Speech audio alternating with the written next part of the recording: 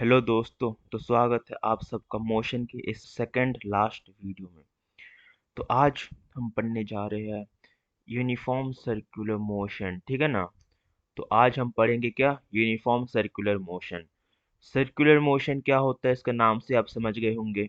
मतलब मान लो एक सर्कल से रोड है, ठीक है ना। और वहां पर अगर तुम गाड़ी को चलाओगे तो फिर तुम्हारा जो गाड़ी है वो कैसा मोशन परफॉर्म करेगा, सर्कुलर मोशन, ठीक है ना।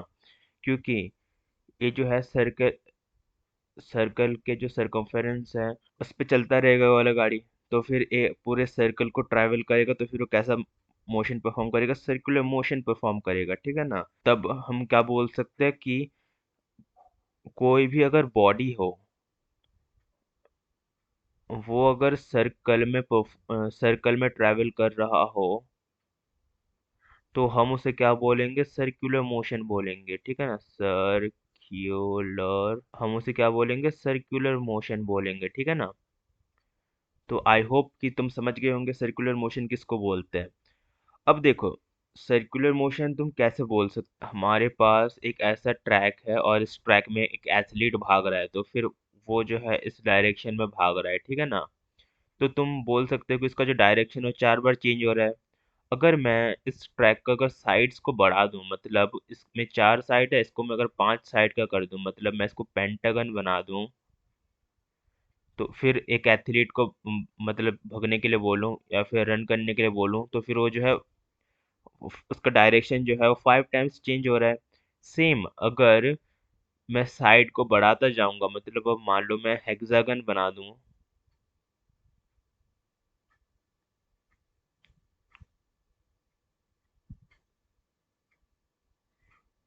ये है हेक्सागन, ठीक है ना। तो फिर इस बार जो एथलीट है उसका डायरेक्शन 6 टाइम चेंज होगा। अगर इसी तरह अगर मैं साइड्स को बढ़ाता जाऊंगा, तो अगर मैं साइड्स को बढ़ाता जाऊंगा, एक टाइम जो है कैसा आएगा कि हमारा साइड है वो इनफाइनाइट अमाउंट ऑफ टाइम बढ़ जाएगा। इनफाइनाइट अमाउंट ऑफ टाइम अगर साइड बढ़ेगा तो फिर वो कैसा दिखेगा, वो जो है बिल्कुल सर्कल के जैसा दिखेगा, ठीक है ना।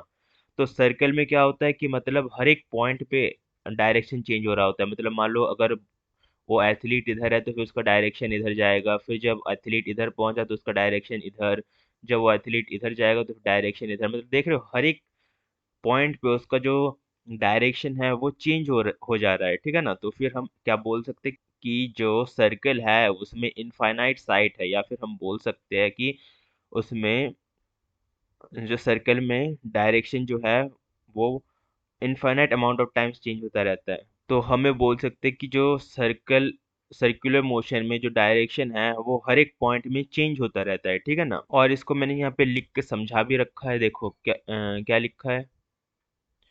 व्हेन अ बॉडी, जब भी कोई बॉडी मूव करता है in circle, it is called circular motion. जैसे मैंने बता दिया, ठीक है ना, ये वाला जो डेफिनेशन है मैंने यहाँ पे क्लियर कर दिया है। जब भी कोई बॉडी अगर सर्कल में मूव करेगा तो फिर वो बॉडी क्या परफॉर्म कर रहा है, सर्कुलर मोशन परफॉर्म कर रहा है, ठीक है ना। आई होप कि तुम्हें वाला पॉइंट समझ में आ गया होगा। अब हम अगर सेकंड पॉइंट की ओर ध्यान दे, तो सेकंड पॉइंट क्या बोल रहा है, when a body moves in a circular path with uniform speed. देखो, जब भी कोई बॉडी मूव कर रहा है सर्कुलर पाथ में और उसका जो स्पीड है वो भी यूनिफॉर्म है, यूनिफॉर्म का मैंने दूसरा नाम क्या बताया था, कांस्टेंट बताया था। अगर उसका स्पीड भी कांस्टेंट है तो उस मोशन को हम क्या बोलेंगे, यूनिफॉर्म सर्कुलर मोशन बोलेंगे, ठीक है ना। उस मोशन को हम बोलेंगे यूनिफॉर्म सर्कुलर मोशन, ठीक है। मैं फिर से अगेन क्लियर कर देता हूँ। मान लो कोई बॉडी है, वो सर्कुलर मोशन परफॉर्म कर रहा है या फिर सर्कुलर पाथ में ट्रेवल कर रहा है, और उस बॉडी का जो स्पीड है वो भी कांस्टेंट है। मतलब इस पॉइंट पे देखा तो उसका स्पीड था कितना, 5 मीटर पर सेकेंड। फिर मैं इस पॉइंट पे देखा तो उसका स्पीड जो था 5 मीटर पर सेकेंड। यहाँ पर देखा तब भी उसका स्पीड क्या था, 5 मीटर पर सेकेंड। मतलब थ्रू आउट द मोशन उसका स्पीड क्या था, कांस्टेंट था। तो क्या बोल सकते हैं हम ऐसे मोशन को, इस मोशन को हम बोल सकते हैं यूनिफॉर्म सर्कुलर मोशन। देखो, मैंने क्या बोला था कि जो सर्कल है, मैं फिर से एक सर्कल बना देता हूँ। मान लो मैंने सर्कल ले लिया, ठीक है ना। तो फिर मैंने क्या बोला था कि हर एक पॉइंट में जो डायरेक्शन है वो चेंज हो रहा है। ठीक है ना, जो डायरेक्शन है वो चेंज हो रहा है, मतलब यहाँ पे हम क्या बोल सकते हैं कि हर एक पॉइंट में एक्सिलरेशन भी चेंज हो रहा है, क्योंकि एक्सिलरेशन का फॉर्मूला क्या था? एक्सिलरेशन का फॉर्मूला था rate of change of velocity, ठीक है ना, rate of change of velocity divide by time taken, ठीक है ना, ये वाला जो था एक्सिलरेशन का फॉर्मूला था। तो फिर देखो वेलोसिटी जो है वो डायरेक्शन से भी चेंज हो सकता है, जैसे हर एक पॉइंट में डायरेक्शन चेंज हो रहा है, वही डायरेक्शन का चेंज जो है वेलोसिटी को चेंज कर रहा है। जो अगर वेलोसिटी चेंज हो रहा है तो एक्सेलरेशन भी चेंज हो रहा है, ठीक है ना। तो फिर क्या होता है कि यूनिफॉर्म सर्कुलर मोशन में उसका मोशन तो कांस्टेंट रहता है, पर उसका जो वेलोसिटी है, उसका जो स्पीड है वो तो कांस्टेंट रहता है, पर उसका जो वेलोसिटी है या फिर हम बोल सकते हैं उसका जो डायरेक्शन है वो कॉन्टिन्यूसली चेंज हो रहा होता है, इसीलिए एक ऐसा मोशन परफॉर्म कर रहा होता है। तो फिर हम बोल सकते हैं जो सर्कुलर मोशन है वो क्या होता है? एक्सेलरेटेड होता है, ठीक है ना, क्योंकि जो एक्सेलरेशन जो है परफॉर्म हो ही रहा है, क्योंकि डायरेक्शन चेंज हो रहा है, डायरेक्शन चेंज हो रहा है तो वेलोसिटी चेंज होगा, वेलोसिटी चेंज होगा तो एक्सेलरेशन होगा। तो फिर हम क्या बोल सकते हैं कि जो सर्कुलर मोशन है वो क्या होता है? एक्सेलरेटेड होता है, ठीक है ना, is accelerated, ठीक है। ये हमने लिख दिया कि जो सर्कुलर मोशन है वो एक्सेलरेटेड होते हैं। अब एक्सेलरेटेड क्यों होता है मैंने बहुत ही अच्छे से तुम्हें समझा दिया है। तो फिर मान लो क्या हुआ, मैंने एक स्टोन है, ठीक है ना, उस स्टोन को एक धागे से बांध दिया, एक एग्जांपल दे रहा हूँ, उस स्टोन को धागे से बांध दिया, ठीक है ना। अब फिर क्या हुआ, मैं उस स्टोन को, मान लो मैंने एक स्टोन है उसको धागे से बांध के मैं घुमाने लग गया, तो फिर वो क्या परफॉर्म करेगा? सर्कुलर मोशन परफॉर्म करेगा ना, क्योंकि धागे से अगर कोई स्टोन को बांधोगे फिर उसको घुमाओगे तो क्या परफॉर्म करेगा? सर्कुलर मोशन परफॉर्म करेगा, ऑब्वियस सी बात है। और उस धागे का जो लेंथ है वो क्या बन जाएगा? रेडियस बन जाएगा इसके लिए, ठीक है ना। और वो जो स्टोन है, मान लो स्टोन इस पोजीशन में है, वो क्या परफॉर्म कर रहा है? सर्कुलर मोशन परफॉर्म कर रहा है। वो तो स्टोन जो है इस तरफ जाना चाहता है ना, पर जो धागा है उसने रोक के रखा है और धागा बोल रहा है तू मेरे साथ ही चलेगा, तो फिर उसीलिए जो स्टोन है वो इस तरफ जा रहा है बल्कि, ठीक है ना। तो फिर ये जो स्टोन है वो कैसा मोशन परफॉर्म कर रहा है? सर्कुलर मोशन परफॉर्म कर रहा है। तो देखो, तो फिर ये जो फोर्स है, मतलब कौन सा फोर्स? जो फोर्स लग रहा है इस स्टोन को सर्कुलर मोशन में ट्रैवल करवाने के लिए, उस फोर्स को हम क्या बोलेंगे? Centripetal force. बस ये टर्म याद रखो, सेंट्रीपिटल फोर्स, ठीक है ना, centripetal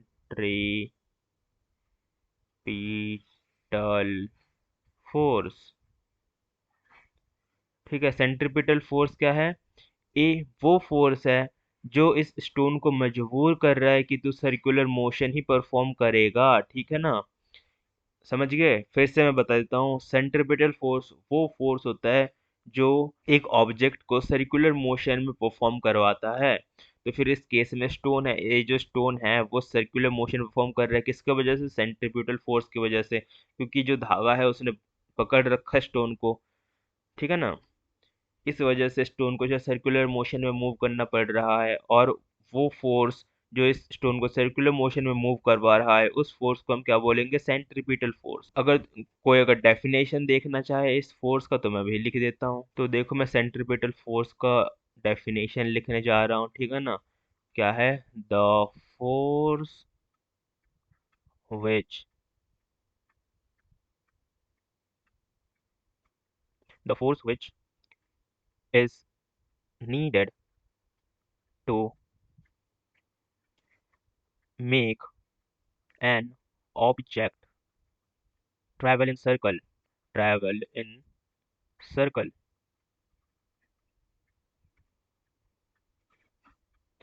is called centripetal force, centripetal force, ठीक है ना। समझ गए? मैंने सेम टू सेम वही लिखा जो मैंने बोला था, ए वो फोर्स है जो चाहिए होता है, ठीक है ना, किसी भी ऑब्जेक्ट को सर्कुलर मोशन या फिर सर्कुलर पाथ में ट्रेवल करवाने के लिए, उस वाले मोशन को हम सेंट्रीपिटल फोर्स बोलते हैं, ठीक है। अब कुछ हम एग्जाम्पल देखेंगे यूनिफॉर्म सर्कुलर मोशन में, जहां पर यूनिफॉर्म सर्कुलर मोशन परफॉर्म हो रहा है। तो ये कुछ एग्जाम्पल है यूनिफॉर्म सर्कुलर मोशन के। तो सबसे पहला एग्जाम्पल क्या है?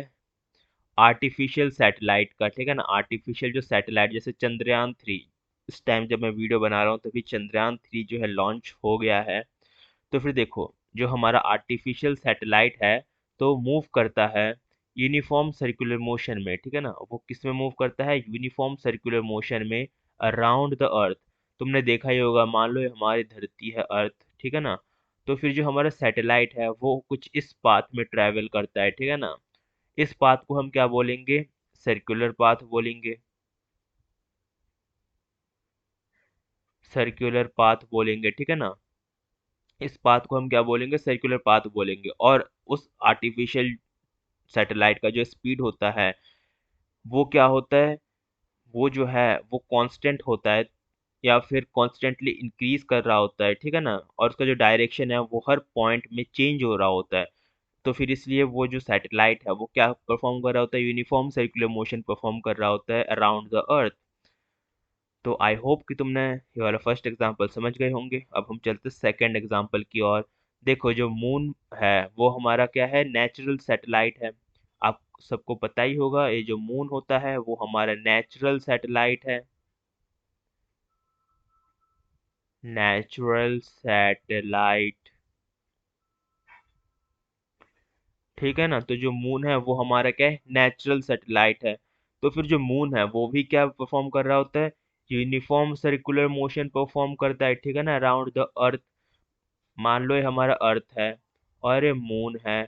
और ये जो मून है वो क्या, वो तो सर्कुलर ही घूमता है ना हमारे अर्थ का राउंड। तो फिर वो भी क्या परफॉर्म कर रहा होता है? यूनिफॉर्म सर्कुलर मोशन परफॉर्म कर रहा होता है। और ये दोनों सर्कुलर मोशन क्यों परफॉर्म कर रहे होते हैं? इसके पीछे कारण क्या है? इनके पीछे जो कारण है वो है ग्रेविटी। ग्रेविटी जो है वो पकड़ के रखता है इन चीजों को, ताकि ये लोग जा ना सके, ठीक है ना। जो मून है उसको भी ग्रेविटी ने पकड़ के रखा हुआ है, इसीलिए वो जो है सर्कुलर मोशन में परफॉर्म कर रहे हैं। जैसे मैंने तुम्हें एग्जांपल दिया था उस थ्रेड और स्टोन वाले का, मतलब वो जो धागा बांध के हम पत्थर को घुमा रहे थे, सेम टू सेम इसी तरह से अगर तुम इमेजिन करोगे तो फिर ये जो हमारे सैटेलाइट है या फिर जो मून है वो भी इसी तरह घूमते रहते हैं, ठीक है ना। जो हमने जैसे पकड़ा हुआ है वैसे भी ऐसे ही ग्रेविटी ने भी उन सबको पकड़ा हुआ है, ठीक है ना। तो that's the power of the gravity. अब हम थर्ड एग्जाम्पल की ओर जाते हैं। सेम टू सेम वही सर्कुलर मोशन परफॉर्म कर रहा है, पर ये जो है सिनेरियो अलग हो गया है। सिनेरियो क्या है?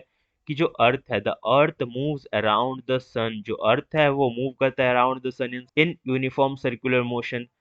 तो फिर मैं क्या बोलना चाहता हूँ कि जो अर्थ है वो भी तो सन के अराउंड मूव करता है ना। सन देखो ये है, अगर तुमने सोलर सिस्टम का पिक्चर देखा होगा तो फिर जो सन है वो सेंटर है हमारा सोलर सिस्टम का। सेंटर तो नहीं बोलूंगा, मतलब सन के अराउंड हर एक प्लैनेट जो है वो क्या होता है? हर एक प्लैनेट जो है अपने ऑर्बिट में चलते रहते हैं। हर एक प्लैनेट जो है अपने ऑर्बिट में चलता है ना सन के अराउंड। तो फिर वो जो है वो क्या परफॉर्म कर रहे होते हैं? सर्कुलर मोशन ही तो परफॉर्म कर रहे होते हैं, ठीक है ना। तो देखो ये है हमारा सन, ठीक है ना, ये सन है। और यहाँ पर अपना सर्कुलर मोशन परफॉर्म कर रहा है क्या? अर्थ। और इसको पकड़ा हुआ है सन के ग्रेविटी ने। सन का ग्रेविटी जो बहुत ही ज्यादा ह्यूज अमाउंट ऑफ ग्रेविटी होता है सन का। तो उसके ग्रेविटी ने हमारे अर्थ को क्या किया हुआ है? पकड़ के रखा है, ठीक है ना। तो उसी के वजह से जो हमारा अर्थ है वो यूनिफॉर्म सर्कुलर मोशन परफॉर्म कर रहा होता है सन के अराउंड। तो ये थे 3 एग्जाम्पल। अब हम चलते हैं अपने नेक्स्ट एग्जाम्पल की ओर। तो देखो ये वाला एग्जाम्पल भी वही यूनिफॉर्म सर्कुलर मोशन का है। देखो इसमें क्या है? एक एथलीट है, ठीक है ना, या फिर हम क्या बोल सकते हैं साइक्लिस्ट है। वो क्या कर रहे हैं? मूव कर रहे हैं on a circular track with a constant speed exhibiting uniform circular motion. देखो उनका जो स्पीड है वो क्या है? कांस्टेंट है। और वो जो है सर्कुलर ट्रैक पे दौड़ रहे हैं या फिर साइकिल चला रहे हैं, ठीक है ना। तो फिर इस वाले केस में भी क्या कर रहे हो? यूनिफॉर्म सर्कुलर मोशन परफॉर्म कर रहे हैं। कैसे परफॉर्म कर रहे हैं? क्योंकि यूनिफॉर्म सर्कुलर मोशन इसलिए परफॉर्म कर रहे हैं क्योंकि देखो सर्कल में चल रहे हैं एक तो, और उनका स्पीड कांस्टेंट है। पर मैंने तो बोला था कि जब स्पीड कांस्टेंट हो जाता है फिर जो वेलोसिटी है वो कांस्टेंट हो जाता है, तो फिर हमारा एक्सेलरेशन जीरो हो जाता है। पर एक केस डिफरेंट है। एक केस क्या है? कि मतलब इसमें जो है डायरेक्शन जो है हर एक पॉइंट में चेंज हो रहा है ना, तो फिर वेलोसिटी जो है जीरो नहीं हो सकता। एक्सीलरेशन जो है वो जीरो नहीं हो सकता, इसीलिए वो अगर कांस्टेंट स्पीड में भी ट्रेवल कर रहे हैं तो क्या परफॉर्म कर रहे हैं, यूनिफॉर्म सर्कुलर मोशन परफॉर्म कर रहे हैं, ठीक है ना। तो होप आई गेस कि तुम लोग समझ गए होंगे कि ये ऑब्जेक्ट कैसे यूनिफॉर्म सर्कुलर मोशन ट्रेवल कर रहे हैं, और ये चार जो एग्जांपल है बहुत ही ज्यादा इंपॉर्टेंट है, इनको नोट डाउन करके रख लो, ठीक है ना। क्योंकि मैंने हर टाइम बोला है कि जो एग्जाम के वक्त दोस्त काम नहीं आते हैं बल्कि नोट्स काम आते हैं। देखो, कोई महान इंसान था, वो बोल के गए हैं कि अगर तुम कोई कंसेप्ट पढ़ रहे हो और तुम उस पर क्वेश्चन नहीं सॉल्व कर रहे तो तुम्हें वाला कंसेप्ट जो है अच्छे से समझ नहीं आता, या फिर उस कंसेप्ट से तुम्हें डर लगता है, ठीक है ना। तो इस डर को हम भगा देंगे अगर हम एक दो क्वेश्चन सॉल्व कर ले। तो चलो हम अब क्वेश्चन सॉल्व करेंगे, पर क्वेश्चन सॉल्व करने से पहले एक कंसेप्ट तो रह ही गया। वो कंसेप्ट क्या है, देखो। एक कंसेप्ट क्या है, एक कंसेप्ट है हमें कैलकुलेट करना है स्पीड ऑफ द बॉडी, हमें कैलकुलेट करना है speed of the body in uniform circular motion, ठीक है ना। यूनिफॉर्म सर्कुलर मोशन में उस बॉडी का स्पीड क्या होगा वो हमें कैलकुलेट करना है। तो देखो, हमारा जो बॉडी है वो सर्कुलर पाथ ट्रैवल कर रहा है, तो फिर हम क्या बोल देंगे कि जो हमारा डिस्टेंस है वो क्या हो जाएगा, वो कितना ट्रैवल कर रहे वाला बॉडी जो डिस्टेंस है वो ट्रैवल कर रहा है, कितना डिस्टेंस जो है वो ट्रैवल कर रहा है 2 पाई आर। क्योंकि अगर तुम सरकमफेरेंस ऑफ द सर्कल अगर जानते होंगे, उसका फॉर्मूला होता है 2 पाई आर, क्योंकि हम सरकमफेरेंस में चल रहे हैं सर्कल के, तो फिर हमारा जो डिस्टेंस है वो भी 2 पाई आर हो जाएगा। और स्पीड का फॉर्मूला आई होप कि तुम भूले ना हो।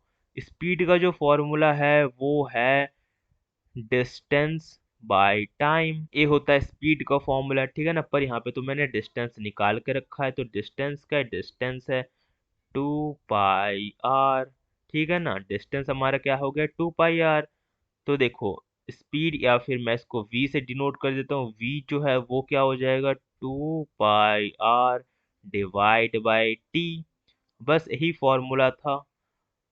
इस फॉर्मूले से हम जो है speed of the body which is performing uniform circular motion हम निकाल सकते हैं, ठीक है ना। तो चलो अब हम क्वेश्चन की ओर चलते हैं। तो देखो, क्वेश्चन क्या है, एक साइकिलिस्ट है। मैं पहले क्वेश्चन पढ़ लेता हूँ, ठीक है ना। एक a cyclist goes round a circular track once every 2 minute.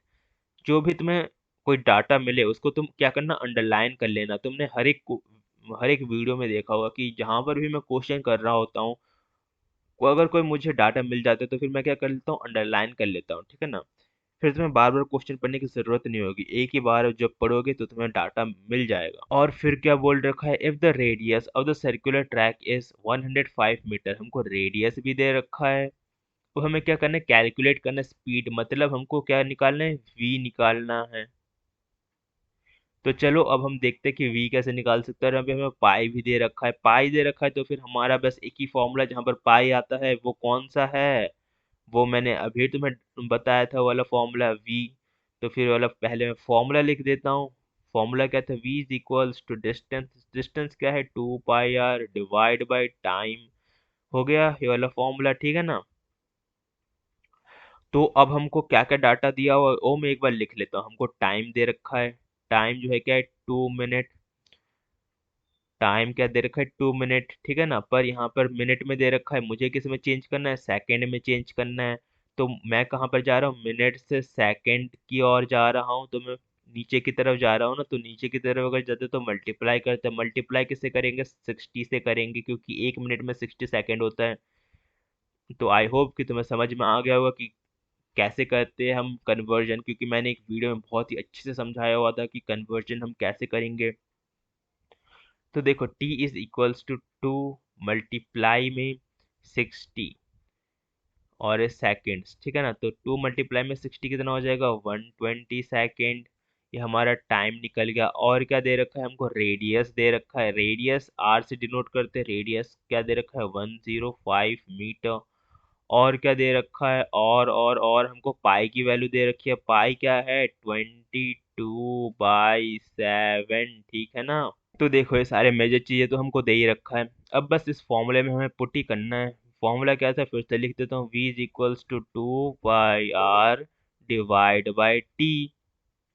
अब मुझे बस डाटा को पुट करना है। v is equals to 2 multiply में पाई का वैल्यू क्या दे रखा है 22/7 मल्टीप्लाई में r की वैल्यू क्या दे रखी है 105 and divide by time, time क्या है 120। तो देखो जो 7 है वो नीचे जाके इससे 120 से मल्टीप्लाई हो जाएगा, तो फिर हमारा v क्या बन जाएगा, v बन जाएगा 2 मल्टीप्लाई में 22 मल्टीप्लाई में 105 डिवाइड बाई 7 जो है 120 से मल्टीप्लाई हो जाएगा, तो मैं लिख देता हूँ 120 से मल्टीप्लाई। तो फिर ये जो 2 है वो कट जाएगा 120 से और ये क्या बन जाएगा 60 बन जाएगा। 2 जो है दोनों में डिवाइड हो जाएंगे, तो 2 यहाँ से जब कटेगा तो 11 बचेगा, जब यहाँ से 2 कटेगा तो 30 बचेगा। अब देखते हैं 5 को अगर हम यहाँ से काटे तो क्या बचेगा 21 बचेगा, अगर हम 5 को यहाँ से काटे तो बचेगा 6। अब तुम अगर इसको फर्दर डिवाइड कर दोगे तो हमारा जो v है वो कितना निकलेगा 5.5 मीटर पर सेकंड निकल जाएगा हमारा स्पीड, या फिर वेलोसिटी जो बोलना है बोल दो, ठीक है ना। तो हमारे स्पीड का जो वैल्यू है वो कितना हो जाएगा 5.5 मीटर पर सेकंड। तो चलते हैं हम अपने नेक्स्ट क्वेश्चन की ओर। तो देखो हमारा नेक्स्ट क्वेश्चन जो है उसमें थोड़ा सा बस दिमाग लगाने की देरी है और क्वेश्चन तो ऐसे ही सॉल्व हो जाएगा। तो क्वेश्चन क्या बोल रहा है, तो क्वेश्चन बोल रहा है एक कार है जो ट्रैवल कर रहा है along the road at 8 metre per second. हमको u जो है वो गिवन है, u हमको मिल गया क्या 8 metre per second. It accelerates at 1 metre per second square. अब देखो वो जो है एक्सेलरेट कर रहा है, तो फिर हमको a भी मिल गया 1 मीटर पर सेकेंड स्क्वायर, ठीक है ना। For a distance of 18 metre, और डिस्टेंस दे रखा है हमको, डिस्टेंस जो है हम एस से डिनोट करते हैं। अगर जो हमने पढ़ रखा है 3 इक्वेशन ऑफ मोशन अगर भूल ना गए हो, ये उसी के ऊपर ये वाला क्वेश्चन, ठीक है ना। तो एक बार सॉल्व कर लेते हैं, फिर देखते हैं कि इसका आंसर क्या आएगा, ठीक है ना। तो हमको क्या निकालने के लिए बोला है, how fast is then travelling, कितना फास्ट ट्रैवल करेगा, मतलब हमको क्या निकालना है v निकालना है, फाइनल वेलोसिटी निकालना है। तो आई होप कि तुम्हें पता हो कैसे हम निकालते हैं वाले क्वेश्चंस को आंसर। तो देखो सबसे पहले मैं जो गिवन डाटा है वो मैं एक बार लिख लेता हूँ। तो हमको क्या क्या गिवन है, एक तो u गिवन है, u क्या है 8 मीटर पर सेकेंड, और क्या गिवन है a गिवन है, a क्या है 1 मीटर पर सेकेंड स्क्वायर, और क्या गिवन है s गिवन है, s में क्या है 18 मीटर, और क्या निकालना है v निकालना है। तो फिर देखो ये सारी चीजें हमको गिवन है। अब जो 3 इक्वेशन ऑफ मोशन के जो फॉर्मूले थे, इक्वेशन ऑफ मोशन के जो 3 फॉर्मूले थे वो मैं फिर से लिख देता हूँ। क्या था पहला वाला formula v is equals to u plus a t. Second वाला जो था वो क्या था s is equals to u t plus half a t square. Third वाला जो फॉर्मूला है वो क्या है v square is equals to u square plus में 2as, ठीक है ना। ये सारे फॉर्मूले हमको गिवन है। तो देखो यहाँ पर हमको s दिया गया है, ये वाला जो है s में हमेशा ध्यान डालना है, s गिवन है और s बस इन दोनों में है, इसमें तो है ही नहीं ना, तो फिर पहले ही हम इसको क्या कर देंगे इग्नोर कर देंगे। अब बस हमें इन दोनों में से पता करना है कि कौन सा फॉर्मूला सूटेबल है। देखो इसमें हमको u गिवन है, इन दोनों में u तो है ही, इसमें भी u है इसमें भी u है। फिर a गिवन है, a देखो इसमें भी है और इसमें भी है। s s गिवन है हमको, इसमें भी s है इसमें भी s है, और हमको निकालने के v निकालना है। तो तुम्हें मिल जाएगा कि जो दूसरा वाला फॉर्मूला है, जो ये वाला फॉर्मूला है उसमें v जो है वो तो है ही नहीं। तो हम क्या कर देंगे इसको भी क्रॉस कर देंगे, और इस यहाँ पर देखोगे v जो है तुम्हें पहले दर्शन में मिल जाएगा। तो फिर हम जो है ये हमारा फाइनल डिसीजन है कि हम थर्ड वाले को लेंगे। इस तरह से हम डिसाइड करते हैं कि हमें कौन सा वाला इक्वेशन लेना है और कौन सा वाला इक्वेशन को रिजेक्ट मारना है। तो चलो वाला इक्वेशन मैं यहाँ पे लिख लेता हूँ। तो इक्वेशन क्या था v square is equals to u square plus में 2as। तो हमको v तो निकालना ही है, वी स्क्वायर वैसा का वैसा, u जो है वो कितना दे रखा है 8, तो 8 का स्क्वायर प्लस में 2 मल्टीप्लाई में 1, क्योंकि एक्सेलरेशन जो है हमको 1 गिवन है, मल्टीप्लाई में s जो है वो क्या है 18 मीटर, और हमेशा याद रखना कि तुम्हें यूनिट लिखना है। मैं यहाँ पे यूनिट नहीं लिखा, पर तुम्हें लिखना है, ठीक है ना। तो फिर वी स्क्वायर की जो वैल्यू है वो क्या हो जाएगी, 64 प्लस में, क्योंकि 8 स्क्वायर जो 64 होता है, 8 8 ज़ा 64, प्लस में 2 मल्टीप्लाई 1 तो फिर 2 ही होगा, मल्टीप्लाई 18, 18 मल्टीप्लाई 2 कितना होता है, 36 होता है। तो वी स्क्वायर क्या हो जाएगा, 100 हो जाएगा, और जो ये स्क्वायर है इधर पहुंच के रूट बन जाएगा, तो फिर ये क्या बन जाएगा, v is equals to root of 100। और आई होप कि तुम्हें याद हो, जो रूट ऑफ 100 होता है किसके बराबर होता है, 10 के बराबर। 10 मीटर पर सेकंड हमारा यहाँ पे फाइनल वेलोसिटी मिल जाएगा, ठीक है ना। हमें फाइनल वेलोसिटी निकालना था, वो मिल गया, v is equals to 10 metre per second. तो इतना आसान सा क्वेश्चन था। आई होप कि तुम्हें ये वाला क्वेश्चन बहुत ही आसानी से, बहुत ही अच्छे से तुमने खुद ही कर लिया होगा। तो अब हम चलते हैं अपने नेक्स्ट क्वेश्चन की ओर। तो ये हमारा लास्ट क्वेश्चन है, और ये वाला क्वेश्चन जो थोड़ा सा ट्रिकी है, थोड़ा सा दिमाग लगाना पड़ेगा, बाकी तो बच्चों वाला ही है, 3 इक्वेशन ऑफ मोशन को सॉल्व भी करना है, ठीक है ना। तो चलो देखते हैं क्वेश्चन क्या बोलता है।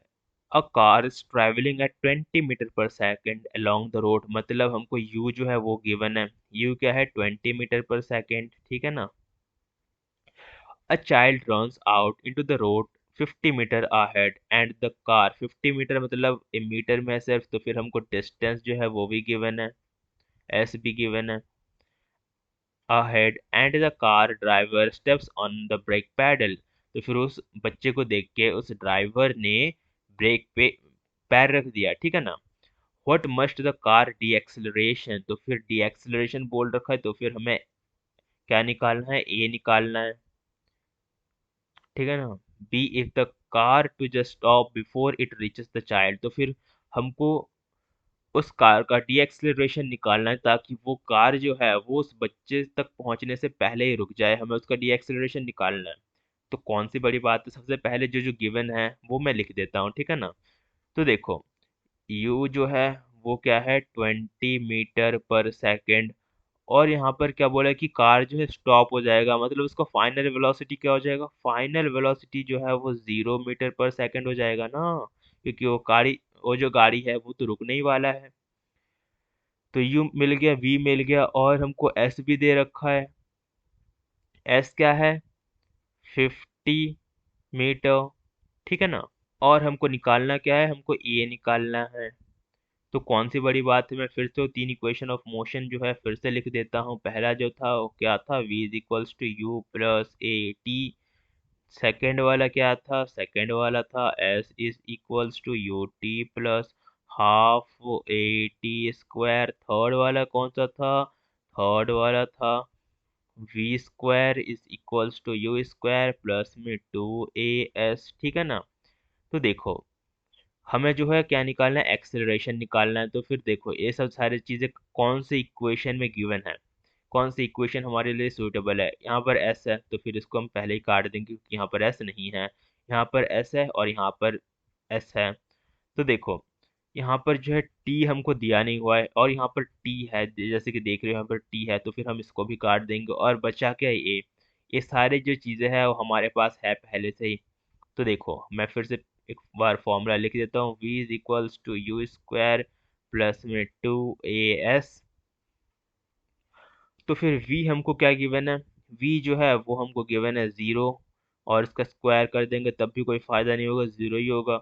और u हमको गिवन है 20 प्लस में 2 मल्टीप्लाई में a मल्टीप्लाई में s हमको गिवन है 50। तो देखो, जो 20 होगा उसका वैल्यू क्या हो जाएगा, तो 0 का 0 ही हो जाएगा। 20 का स्क्वायर करोगे तो 400 आ जाएगा आंसर, प्लस में 2 मल्टीप्लाई में 50 करोगे तो कितना आ जाएगा, 100 आ जाएगा, 100a। तो देखो मैं 400 को जो है इस साइड ले जाना चाहता हूँ, तो फिर साइन में जो है वो चेंज आ जाएगा, साइन जो है ऑपोजिट हो जाएगा। तो फिर यहाँ पे प्लस है तो यहाँ पे क्या हो जाएगा, माइनस हो जाएगा, तो क्या बन जाएगा, -400 इज इक्वल्स टू 100a। तो देखो यहाँ पे मल्टीप्लाई में है, अगर मैं 100 को इसके नीचे लेके जाऊं तो फिर ये क्या हो जाएगा, डिवाइड में हो जाएगा ना, क्योंकि मल्टीप्लाई में है। तो फिर इज इक्वल टू का इस पार अगर लेके आऊंगा तो फिर ये डिवाइड में हो जाएगा, तो फिर ये क्या बन जाएगा, -400 divide by 100 is equals to a. तो देखो 100 से अगर 400 डिवाइड करोगे कितना आंसर आ जाएगा, 4 आ जाएगा। तो फिर ए जो है वो क्या आ जाएगा, -4 मीटर पर सेकेंड स्क्वायर। तो हमको क्या पूछा था, डीएक्सिलरेशन पूछा था। तो फिर ये जो नेगेटिव साइन है वो किसको डिनोट कर रहा है, यही तो है डीएक्सिलरेशन, ठीक है ना, यही है डीएक्सिलरेशन।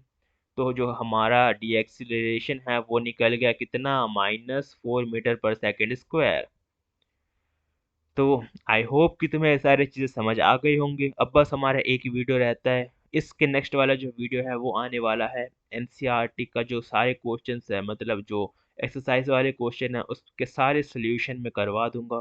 तो इसका जो नेक्स्ट वीडियो है बहुत ही ज़्यादा इंपॉर्टेंट है, तो उसको खास करके ज़रूर ज़रूर देखना। आई होप कि तुम अच्छे कर रहे होंगे, अच्छे से पढ़ रहे होंगे। अगर तुम्हें ये सारे वीडियो अच्छे लग रहे हैं तो अपने दोस्तों को भी शेयर कर देना, क्योंकि जो शेयरिंग होते हैं वो बहुत ही ज़्यादा ही केयरिंग होते हैं। तो अब वक्त आ गया है सबसे विदा लेने का और ये वीडियो को ख़त्म करने का। तो फिर वीडियो को ख़त्म करने से पहले मैं ये बताना चाहूँगा कि अगर ये वाला वीडियो अच्छा लग रहा है तो इसको लाइक कर दो और अपने दोस्तों के साथ शेयर कर दो और इस चैनल को सब्सक्राइब कर दो और जल्दी से 1000 सब्सक्राइबर पूरे करवा दो यार। तो चलता हूँ, गुड बाय, मिलते हैं अगले वीडियो में।